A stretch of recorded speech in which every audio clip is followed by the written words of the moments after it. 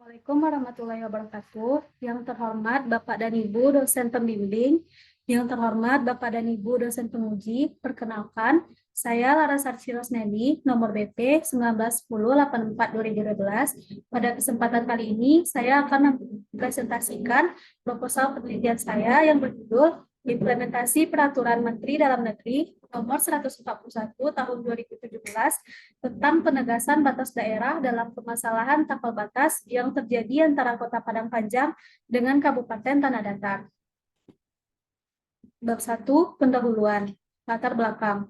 Konflik batas wilayah merupakan konflik yang diakibatkan oleh belum jelasnya batas wilayah otonom antar dua daerah. Pedoman mengenai penegasan batas wilayah diatur dalam Permendagri nomor 141 tahun 2017 tentang penegasan batas daerah.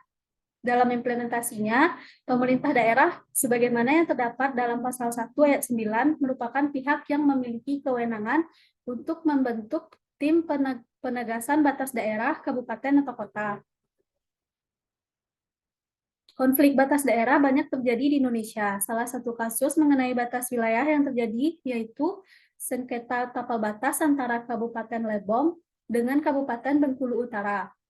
Ketidakjelasan Undang-Undang Darurat Nomor 4 Tahun 1956 tentang pembentukan daerah otonom kabupaten-kabupaten dalam lingkungan daerah Provinsi Sumatera Selatan yang tidak memuat batas-batas daerah dan tidak dilengkapi dengan peta wilayah Kabupaten Bengkulu Utara memberikan celah terhadap persoalan perbatasan daerah yang dibentuk. Selanjutnya, konflik juga terjadi di daerah Sumatera Barat. Salah satunya yaitu konflik tapal batas antara Nagari Sumpur dengan Nagari Bungo Tanjung, Kabupaten Tanah Datar. Konflik ini terkait batas kedua nagari baik secara adat maupun administratif. Konflik yang terjadi antara kedua nagari tidak hanya sebatas konflik laten saja, tetapi telah berkembang menjadi konflik terbuka. Di antaranya pada tahun 1916 telah terjadi aksi pembunuhan oleh masyarakat Nagari Sumpur terhadap salah satu masyarakat Nagari Bungo Tanjung. Kemudian penebangan tanaman-tanaman yang berada di wilayah yang dipersengketakan pada tahun 2004. Dan konflik yang terjadi terus berlanjut hingga tahun-tahun berikutnya. Konflik batas wilayah yang terjadi antara Kota Padang Panjang dengan Kabupaten Tanah Datar telah berjalan selama kurang lebih 12 tahun. Kota Padang Panjang merupakan kota yang hanya berbatasan langsung dan dikelilingi oleh wilayah Kabupaten Tanah Datar.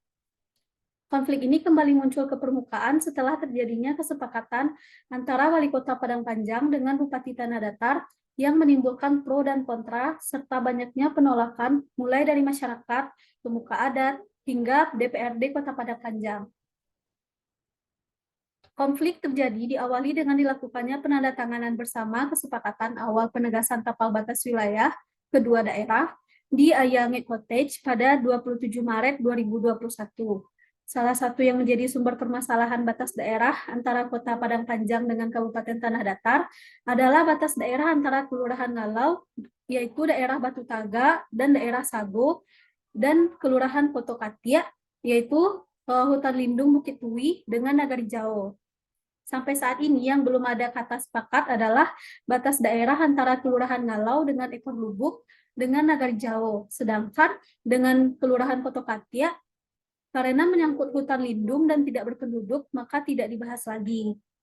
Kemudian penolakan muncul dari pihak masyarakat dengan dilayangkannya surat pernyataan sikap oleh warga RT 10, 11, dan 13, Kelurahan Ekor Lubuk, Kecamatan Padang Panjang Timur. Selain dari masyarakat, penolakan juga muncul dari pihak DPRD Kota Padang Panjang. DPRD menilai pemerintah Kota Padang Panjang dalam menetapkan penegasan batas daerah tidak mempedomani Peraturan Menteri Dalam Negeri Nomor 141 Tahun 2017. Tim penegasan batas daerah Kota Padang Panjang yang ditetapkan dengan Keputusan Wali Kota Padang Panjang Nomor 47 Tahun 2020 dinilai cacat hukum. Menurut DPRD Kota Padang Panjang, dalam melakukan kerjasama dengan daerah lain atau pihak ketiga yang membebani masyarakat dan daerah, harus mendapatkan persetujuan dari DPRD. Sehingga dalam hal ini DPRD menilai pemerintah Kota Padang Panjang telah menyalahi dan mengabaikan regulasi yang diamanahkan dalam Undang-Undang Nomor 23 Tahun 2014 dan Peraturan Pemerintah Nomor 12 Tahun 2018 serta Pasal 23 huruf I Peraturan Tata Tertib DPRD Kota Padang Panjang Nomor 1 Tahun 2020. Kemudian Wali Kota Padang Panjang membentuk kembali tim penegasan dan penetapan batas daerah berdasarkan keputusan Wali Kota nomor 120 tahun 2021 tentang tim penegasan dan penetapan batas daerah Kota Padang Panjang. TPBD telah melakukan pendataan, klarifikasi, dan investigasi data ke RT 10, 11, dan 13 Kelurahan Ekor Lubuk. Berikut adalah peta untuk wilayah RT 10. Berdasarkan hasil temuan di lapangan, TPBD Kota Padang Panjang mendapatkan data di RT 10 ada sebanyak 41 bangunan, yang mana 7 diantaranya bersertifikat Padang Panjang dan 1 bersertifikat tanah datar. Sementara 33 bangunan lainnya belum bersertifikat, sedangkan untuk penduduknya dari 41 rumah yang ada di RT 10, sebanyak 54 keluarga berstatus warga Kota Padang Panjang. Berikut adalah peta untuk RT 11. Dari 10 bangunan atau rumah yang ada, sebanyak 4 rumah bersertifikat tanah datar dan 6 bangunan atau rumah belum bersertifikat. Sementara untuk penduduknya, 9 keluarga berstatus masyarakat Padang Panjang dan 1 keluarga berstatus tanah datar. Untuk RT 13, ditemukan bahwa 5 rumah bersertifikat Padang Panjang dan 27 rumah bersertifikat tanah datar. Sedangkan 11 rumah lainnya dinyatakan belum bersertifikat. Ditambah 1 bangunan yang merupakan puskesmas pembantu milik Pemko Padang Panjang, sedangkan untuk data masyarakatnya 41 warga berstatus masyarakat Padang Panjang, 1 keluarga berstatus warga tanah datar, dan 1 keluarga berstatus warga Palembang. Hingga saat ini, belum ada peraturan resmi yang menegaskan batas wilayah masing-masing daerah. Bila kesepakatan itu ditindaklanjuti menjadi peraturan Menteri Dalam Negeri, maka ada ratusan jiwa warga yang berasal dari 162 kepala keluarga yang terancam dikeluarkan dari statusnya sebagai warga Padang Panjang. Untuk itu, permasalahan ini penting untuk diteliti. Rumusan masalah dalam penelitian ini adalah bagaimana implementasi Permendagri nomor 141 tahun 2017 tentang penegasan batas daerah, khususnya pasal 3 ayat 2, dalam permasalahan tapal batas yang terjadi antara Kota Padang Panjang dengan Kabupaten Tanah Datar. Tujuan dari penelitian ini adalah untuk mengetahui implementasi Peraturan Menteri Dalam Negeri Nomor 141 Tahun 2017 tentang penegasan batas daerah, khususnya pasal 3 ayat 2, dalam permasalahan tapal batas yang terjadi antara Kota Padang Panjang dengan Kabupaten Tanah Datar. Manfaat penelitian, manfaat teoritis. Penelitian ini diharapkan memiliki kontribusi dalam pengembangan keilmuan administrasi publik.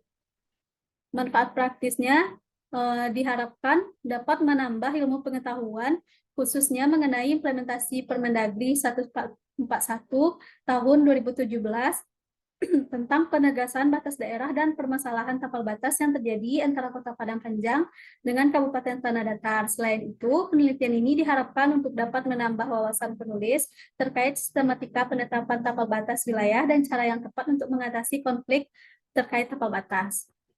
Bab 2, tinjauan pustaka. Penelitian terdahulu. Dapat dilihat tabel penelitian terdahulu dengan judul penelitian implementasi Peraturan Menteri Dalam Negeri Nomor 56 Tahun 2015 tentang Kode dan Tata Wilayah Administrasi Pemerintahan. Relevansinya dengan penelitian saya, yaitu sama-sama menggunakan teori Edward III. Selanjutnya, penelitian Mahmuzar dengan judul penelitian sengketa tapal batas antara daerah otonom di Indonesia, studi kasus di Provinsi Riau dengan metode deskriptif kualitatif.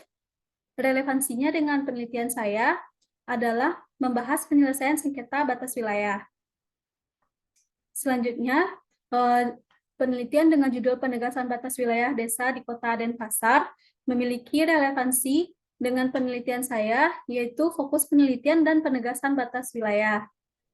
Selanjutnya, penelitian dengan judul implementasi kebijakan batas desa Rata Totok, Buyat, Provinsi Sulawesi Utara, memiliki relevansi dengan penelitian saya, yaitu menggunakan teori Edward III untuk mengkaji implementasi kebijakan batas daerah.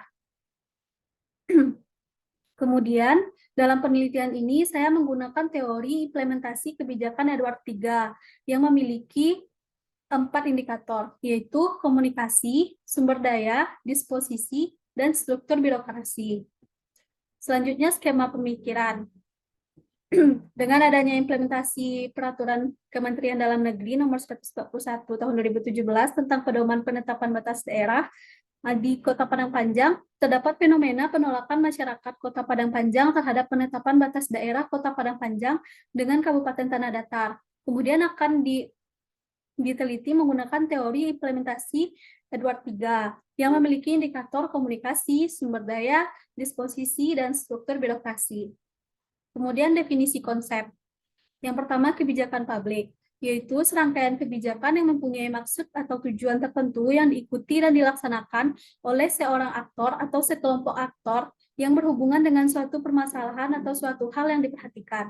Yang kedua, implementasi kebijakan adalah sebuah kebijakan yang telah diambil untuk dilaksanakan sesuai dengan aturan yang berlaku agar tujuan dari kebijakan dapat tercapai, yaitu untuk menyelesaikan masalah publik.